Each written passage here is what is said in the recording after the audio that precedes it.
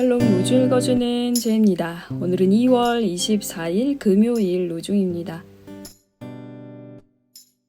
나는 너희와 영원한 언약을 맺을 것이다. 이사야 55장 3절. 하나님의 모든 약속들은 그리스도 안에서 다 이루어졌습니다. 그러므로 우리가 또한 그를 통해 아멘 하는 것이 하나님께 영광을 돌리는 것입니다. 고린도후서 1장 20절. 주님께 영광을 돌리는 하루 되세요. 샬롬 하울람. 한 주를 마무리하는 시간입니다. 이번 주에는 참 많은 일이 있었어요. 먼저는 서로님들과 함께, 그리고 우리와 연대하는 다른 교회 자녀들, 그리고 교역자 성도님들과 함께 광주에 내려갔다 왔습니다. 저 개인적으로는 광주의 역사를 더 봐야 된다는 생각이고, 그곳에서 일어났던 많은 일들을 정말 우리가 가슴과 삶에 새겨보아야 될 필요들이 있다. 이 수도권 도시 문화에서는 경험하기 힘든 그런 소박함과 순수함, 열정, 사랑, 이런 것들이 녹아있는 그 땅을 보고 왔다는 것, 이게 참 3일이나 광주에 있었기도 했고요. 의미 있었던 시간이었고, 또 다른 교회와 연대하는 사역, 이것저것 분주하게 한 주를 보냈어요. 이렇게 분주하게 살다가 나에게 남는 게 뭘까, 이런 생각을 한번 해봅니다. 뚜렷하게 이거다 말하기가 참 어렵겠더라고요. 그러면서 오늘 말씀을 묵상합니다. 오늘 하나님께서 영원이라는 말씀을 하시는데요. 이사야 선지자를 통해 영원히 남는 것이 있을까? 이런 생각을 해보게 돼요. 분주하게 살고 열심히 살고 어떤 결과물을 만들어내기 위해 정말 동분서주하면서 에너지를 불태우고, 그런 것들이 영원히 남을 수 있을까? 그렇지 않은 것 같습니다. 우리들의 삶에, 우리들의 세상에 영원한 건 없는 것 같아요. 이사야서, 오늘 우리가 읽은 로중 말씀이 이사야 본문이기도 하지만 이사야서 40장 8절에 이런 말씀이 있습니다. 풀은 마르고 꽃은 시든다. 영원한 풀도 없고 영원한 꽃도 없다. 영원한 생명, 영원한 아름다움, 이런 거 없는 거다 라고 이사야 선지자가 선포하고 있어요. 근데 그 말씀의 뒤에 영원한 게 있다 라고 마무리를 합니다. 풀은 마르고 꽃은 시들지만 우리 하나님의 말씀은 영원히 설 것이다. 오늘 이사야서 55장에서도요, 하나님은 우리와, 그러니까 그때 당시의 이스라엘 백성과겠죠, 영원한 언약을 맺으실 거래요. 하나님이 맺는 언약은 말씀의 언약이거든요.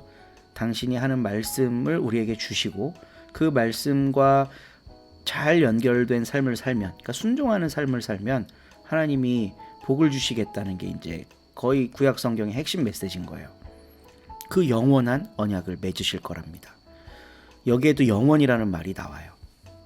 근데 내 삶, 동분서주하며 살아가고 있는 이 삶의 결과물들에는 영원한 것이 없다는 게 차이점입니다. 그래서 오늘도 하나님과 나 사이에 그 근원적인 차이를 묵상합니다. 나에게선 영원한 것이 나올 수 없고, 내가 맺는 관계, 내가 만들어가는 열매들, 정말 열심히 노력해서 생산해낸 그 결과물들, 이런 것까지도 결국은 영원할 수가 없고, 나와 정반대에 서 계신, 그러나 내 삶의 지향점인 그분은 영원하다. 이 믿음 하나 갖고 마무리하는 이번 한 주 되기를 바랍니다. 이번 한 주도 수고하셨습니다. 다가오는 주일 복되게 맞이하시고 참된 쉼과 안식을 얻으시기를 바랍니다. 8장 우상에게 바쳤던 제물에 대하여 말합니다. 우리 모두에게 지식이 있다라는 것을 우리가 알고 있습니다. 그러나 지식은 거들먹거리게 만들고 사랑은 사람들을 바르게 세워줍니다. 어떤 사람이 뭔가를 알았다고 생각하면 아직도 그는 알아야 하는 대로 알지 못하는 것입니다. 어떤 사람이 하나님을 사랑하면 이 사람을 하나님이 알아주십니다. 그러므로 우상에게 바쳤던 제물을 먹는 것에 대하여 말할 때 우리는 알고 있습니다. 세상에 우상은 아예 없다라는 것과 하나님 한 분 말고는 신이 아예 없다라는 것을요.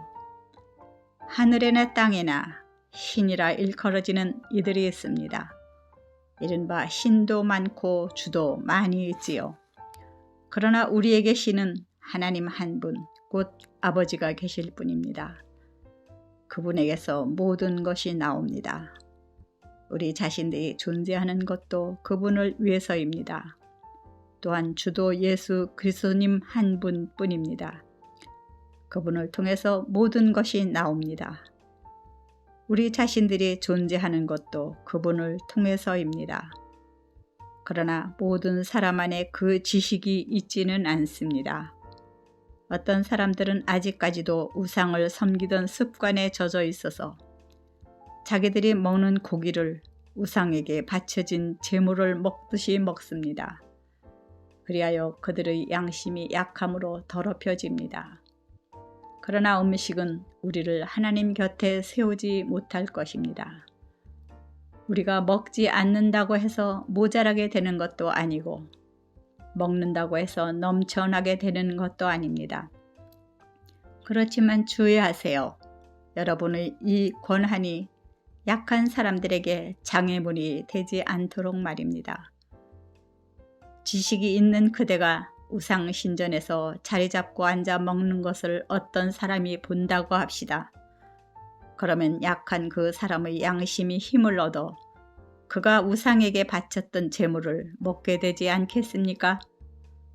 그러면 그 약한 사람이 그대의 지식 때문에 망하게 되는 겁니다.